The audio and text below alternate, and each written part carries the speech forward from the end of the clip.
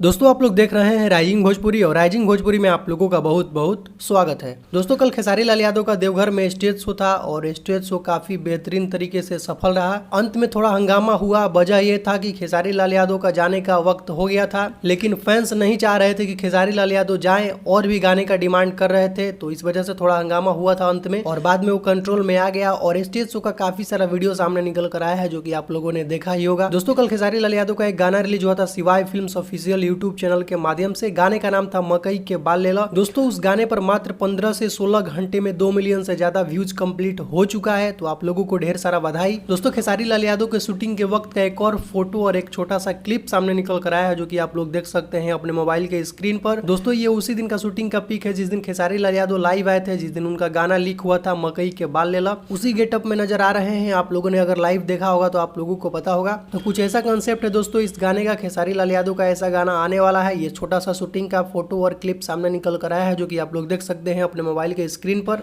बाकी दोस्तों ये सब गाने अभी आप लोगों के बीच बहुत ही जल्द रिलीज किए जाएंगे, तो जो भी अपडेट आगे आएगा मैं वीडियो के जरिए आप लोगों को बताऊंगा। तो दोस्तों अभी का कुछ यही अपडेट है, तो इस वीडियो में सिर्फ इतना ही। वीडियो अगर आप लोगों को पसंद आया हो तो वीडियो को लाइक करें, चैनल पर नया है तो चैनल को सब्सक्राइब करके बेल आइकन को प्रेस करके नोटिफिकेशन को ऑल कर लें। तो दोस्तों मिलते हैं एक नए वीडियो में। Thank you so much.